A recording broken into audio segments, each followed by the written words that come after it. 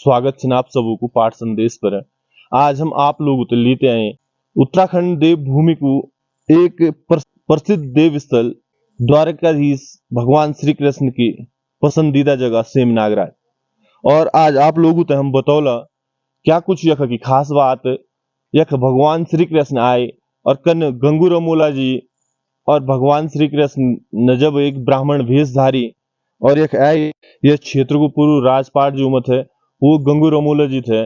और उन्होंने कैसे कैसे कन्वे ने जो भगवान श्री कृष्ण जब ब्राह्मण वेश में आई और वे जो यख जब देखी कि रमोलू जी यख बैठे हैं और वे तो जो थोड़ा अपुत स्थान मांगी कि मैं दुई हाथ जगह दे दे, लेकिन रमोलू जी ने वे सब तो इनकार करी।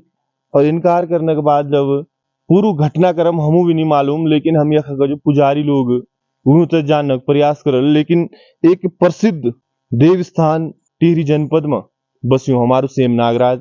यख हम आज आए छ और आज आप लोगों को दिखाना क्या कुछ यख की खास बात क्ले सेम नागराज से इतनी प्रसिद्धि या लोग हमारी आस्था को प्रतीक देखते हैं।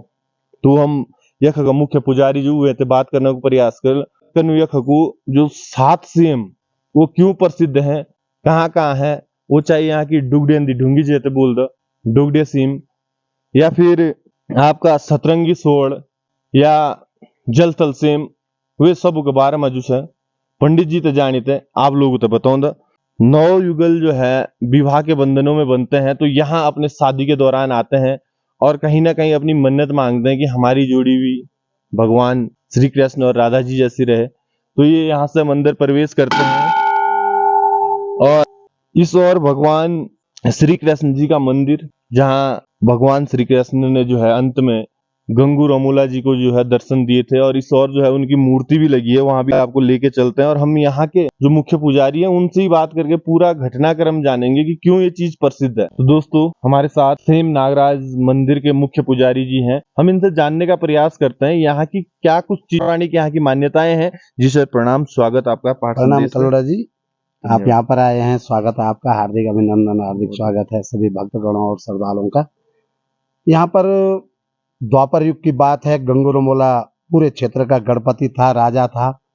और गंगू रमोला की ये प्रांगण में, इस जंगल में जो है एक छान थी, उसकी गाय भैंसें रहती थी, बकरियां रहती थी और उनके नौकर चाकर यहाँ पर रहते थे। और वो जो दूध होता था वो गांव में जाता था, क्योंकि गंगू रमोला का जो गांव था वो मुखेम था और इसलिए उसके नौकर चाकर यहाँ पर रहते थे। तो भगवान कृष्ण द्वापर युग में हिमालय में आए। हिमालय बिल्कुल ठीक सामने है सेम के उस डांडे से। तो भगवान की नजर यहाँ पर पड़ी, भगवान यहाँ ब्राह्मण के रूप में आए। भगवान ने जो है ये जगह बहुत रमणीक लगी, बहुत सुंदर लगी। तो भगवान ने ये कहा कि मैं यहाँ पर रहना चाहता हूँ, गंगू रमोला मुझे भी थोड़ा सा जगह यहाँ पर दे दे।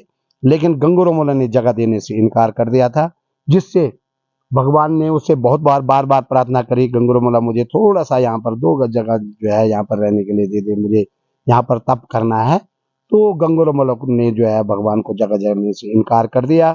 भगवान ने क्रोधवश जो है उसको श्राप दे दिया, जिससे उसके गाय भैंस बकरियां सारे पत्थर हो गए। गंगू रमोला बहुत परेशान हो गया। गंगू रमोला के सारे क्षेत्र में भुखमरी हो गई, सारी जगह पर सांप ही सांप निकलने शुरू हो गए और गंगू रमोला बहुत बेचैन हो गया। गंगू रमोले की गाय भैंसे जो है भगवान के क्रोध से, वो श्राप से सब खत्म हो गई। तो गंगू रमोला और मैनावती जो है यहाँ पर आई और उन्होंने भगवान भगवान पुकारा और भगवान कृष्ण ने जो है 7वें दिन उसको स्पष्ट रूप से जो है दर्शन दिए।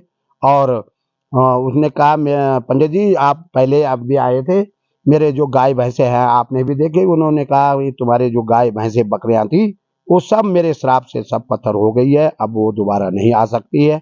उनने भगवान से विनती करी, भगवान मुझे माफ कर दो, मैं आपके लिए इस जगह पर मंदिर बनाता हूँ और मैं भक्त के रूप में आपकी सेवा करता रहूंगा और मुझे माफ कर दो।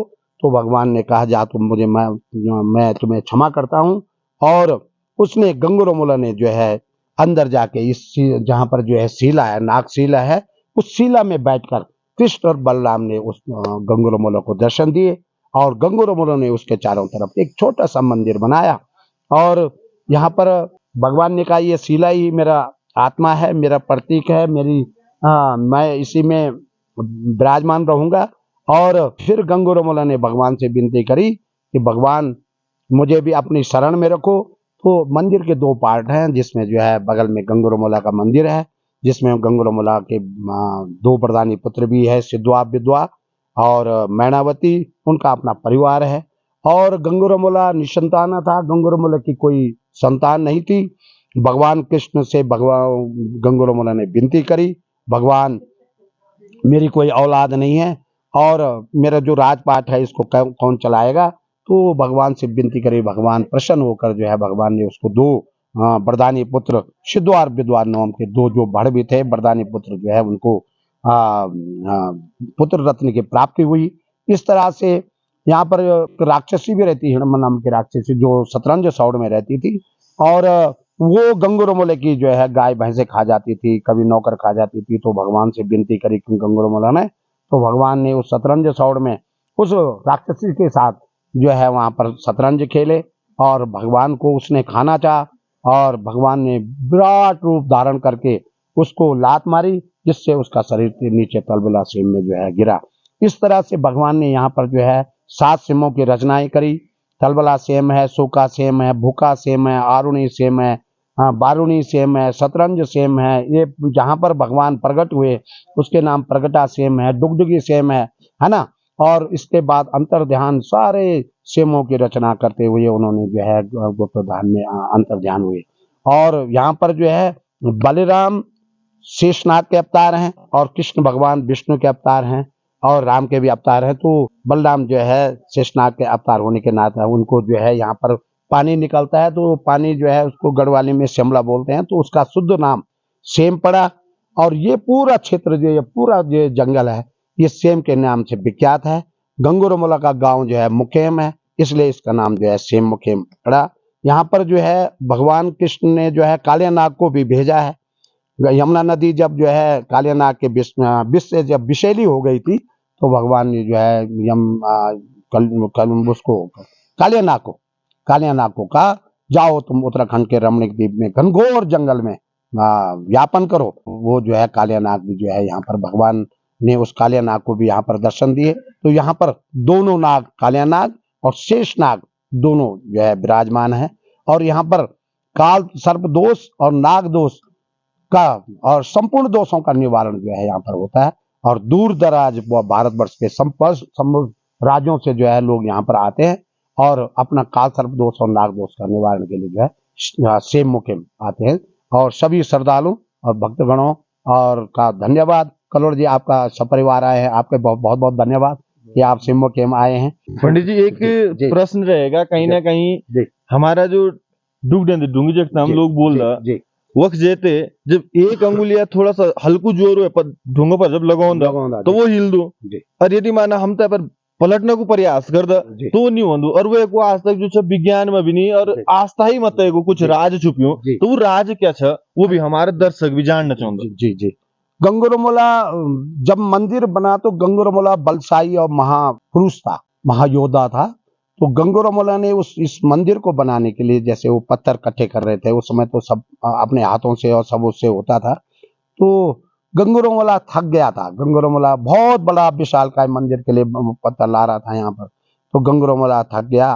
गंगूरमोला ने कहा ये मंदिर, तो अपने मन में उसके विचार आया कि मंदिर बनाना मेरे लिए बहुत बड़ा कठिन हो गया। तो भगवान ने उसे वहां पर भी दर्शन दिए और भगवान ने उसको, गंगूरमोला तू क्यों परेशान है, क्यों थक गया है, तू इतने से थक गया है।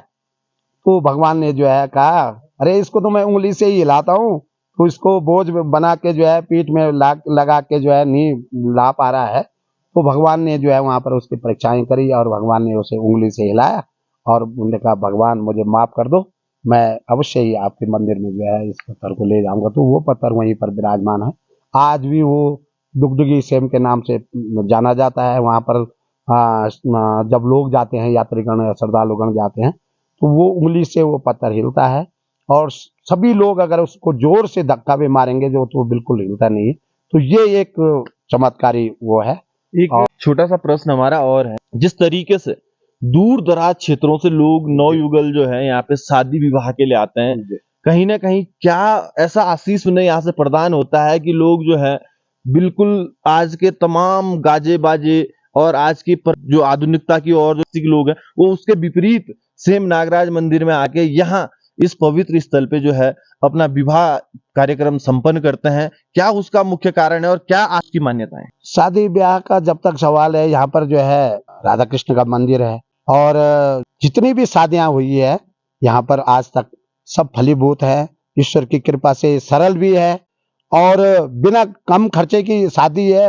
लोगों का पैसा भी बचता है, लोगों के जो तमाम जो शादियों में जो ये कार्यक्रम होते हैं या व्यसन समझो, आप जैसा भी समझो, तो ये इन चीजों से आदमी वंचित हो जाता है और यहाँ पर जो है वो करते हैं। यहाँ पर जिनके बच्चे नहीं होते हैं वो जो है उनको हम गढ़वाली में देवारा बोलते हैं, तो वो रात भर जागरण करते हैं। उनके भी बच्चे जो है भगवान राधा कृष्ण की कृपा से होते हैं और लोग यहाँ पर जो है शादी इसलिए करते हैं। बहुत बहुत धन्यवाद आपका, आपने हमें समय दिया। तो ये हमारे साथ यहाँ के मुख्य पुजारी जी थे और किस तरीके से आज भी आस्था और विश्वास के प्रति देखते होंगे लगातार जो है विभिन्न क्षेत्रों में बड़ी बड़ी एक शाही अंदाजों में शादी होती है, नशा पान तमाम प्रकार के मीट से बुरी चीजें जो हमें वहां परोसी जाती है, तो उससे अलग होकर बिल्कुल ही एक शांत माहौल में और देव आस्था के प्रति जिस तरीके से विवाह को एक संस्कार के रूप में जो अंजाम दिया जाता है उसको यहाँ पे किस तरीके से फलीभूत होता है और किस तरीके से आपको पंडित जी ने बताया कि यहाँ पे जितनी भी शादियां हुई है वो यहाँ से आज तक भी वो युगल जो है वैवाहिक जीवन को खुशनुमा तरीके से जी रहे हैं। तो साथियों बने रहिएगा पाठ संदेश के साथ। ये सेम नागराज मंदिर की पौराणिक जो मान्यता है और किस लिए जो है हमारा सेम नागराज मंदिर यहाँ माना जाता है, क्या यहाँ क्यों लोगों की आस्था है, और ये मंदिर हमारे टिहरी गढ़वाल के प्रताप नगर तहसील के मुखिम गांव से आगे यदि आप आओगे तो आप जो है सेम नागराज के दर्शन के लिए पहुंचोगे।